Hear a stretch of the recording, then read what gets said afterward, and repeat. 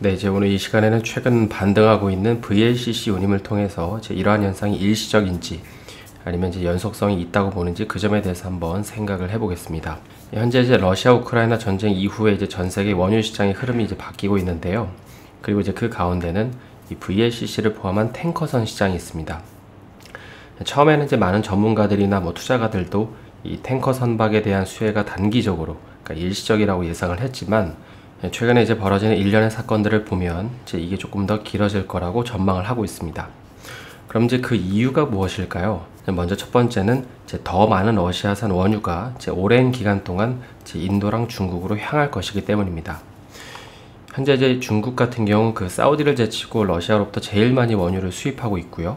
그리고 이제 인도도 이 그래프를 보시면 이 황토색이 이제 인도로 수출되는 원유량인데 지난 2월에 대비해서 현재는 어마어마하게 수입량을 늘렸습니다.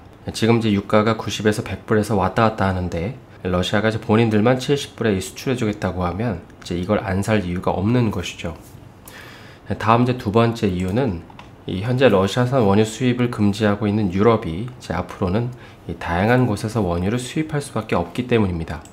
당장 이제 이 그림에서 볼 수 있듯이 러시아에서 유럽으로 가던 원유가 이제는 남미, 미국, 아프리카, 중동에서 올 것이기 때문입니다.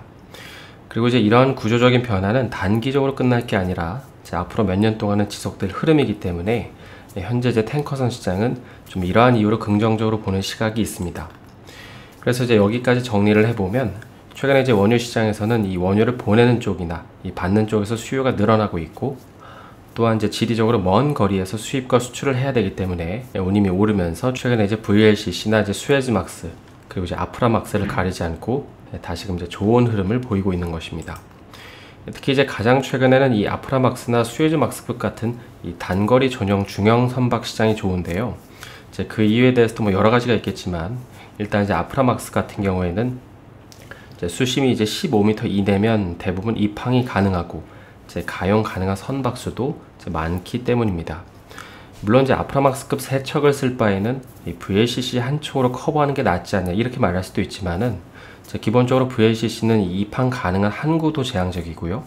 이제 시중에 풀려는 물량도 많지 않아서 현재는 그 아프라막스급이 각광을 받고 있는 상태입니다. 그래서 이제 다시 이 그림을 보시면 기존에 그 러시아에서 파이프라인을 통해서 유럽으로 운반되던 원유가 현재는 미국이나 남미, 아프리카 그리고 중동에서 수입을 하고 있기 때문에 아프라막스나 수에즈막스급 선박들이 더 필요해졌고 이러한 이유로 최근 운임 역시 오르고 있는 것이죠. 그럼 이제 이런 이유 때문에 아프라막스나 수에즈막스급 선박 시장이 좋다는 건 알겠는데 이보다 조금 더 큰 탱커선인 이 VLCC 시장은 좀 어떨까요? 이 현재 시장에서는 이제 VLCC 시장 역시도 방금 살펴본 이 아프라막스급처럼 앞으로도 더 좋아질 거라고 보고 있는데 그 이유는 크게 두 가지 때문입니다. 먼저 첫 번째는 그 앞서 살펴본 것처럼 러시아에서 아시아로 보내는 원유 비중이 더 늘어나고 있기 때문이고, 두 번째는 이 수에즈막스급 시장이 커지면 이는 결국 VLCC 시장도 커질 것이기 때문입니다. 하나씩 살펴보면 일반적으로 먼 거리를 원유를 싣고 운송하는 가장 좋은 방법은 한 번에 많은 양을 싣고 가는 것입니다. 그리고 현재 이 경우에는 VLCC를 활용하는 게 가장 효율적입니다. 하지만 VLCC 같은 경우에는 입항이 가능하려면 수심이 대략 25m 정도는 확보가 돼야 되는데 그러다 보니까 현재 러시아 같은 경우 이러한 VLCC 입항이 쉽지 않다는 단점이 있는데요. 그래서 최근에 어떤 방법으로 원유를 운반하냐면 이 러시아에서 먼저 아프라막스나 수에즈막스로 선적한 다음에 이걸 다시 VLCC로 옮기는 것입니다. 특히 가장 최근에는 이 아프리카에서 동아시아로 보내는 원유도 이런 방식으로 운반을 한다고 하는데, 대표적으로 여기 리비아나 이집트 같은 경우 수에즈막스나 아프라막스급에 실은 다음에 이걸 다시 VLCC에 실어가지고 이런 식으로 보내는 것입니다. 왜냐하면 원유를 받는 동아시아 지역은 VLCC 입항이 가능하기 때문이죠. 그래서 한동안 VLCC 시장은 강세를 보일 거라고 보고 있는 거고요. 다음 두 번째는 이 수에즈막스 때문이라도 VLCC 시장은 조금 더 강세를 보일 수 있다는 건데, 여기 보시면 지금 수에즈막스나 아프라막스 운임지수가 여기 파란색인 이 VLCC 운임지수보다 더 빠르게 올라가는 걸 볼 수 있는데요. 그런데 만약에 이 VLCC 운임이 그렇게까지 빠르게 상승을 하지 않는데 이 다른 운임들이 빠르게 상승하면 어떻게 될까요? 수에즈막스 운임이 VLCC 운임에 비해서 너무 높게 상승하면 이 수에즈막스 두 척을 보내는 것보다 VLCC 한 척을 이용하는 것이 더 낫기 때문에 결국에 선주들은 VLCC를 쓸 수밖에 없다는 것입니다.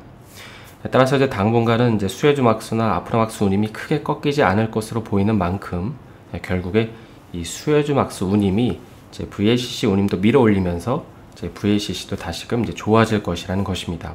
그래서 이런 식으로 이 VLCC 운임이 오르면서 선박에 대한 수요도 늘어난다면 과거 그랬던 것처럼 국내 조선사들의 주력 선박인 이 탱커선 수주를 조금 더 빨리 기대해 볼 수 있지 않을까 싶습니다.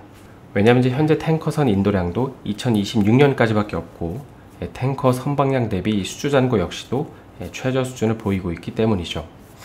그래서 오늘은 최근 탱커선 운임 강세가 이 VLCC에도 영향을 미칠 수 있는지를 좀 살펴봤는데요. 오늘 영상이 도움이 되셨다면 좋아요와 구독 부탁드립니다.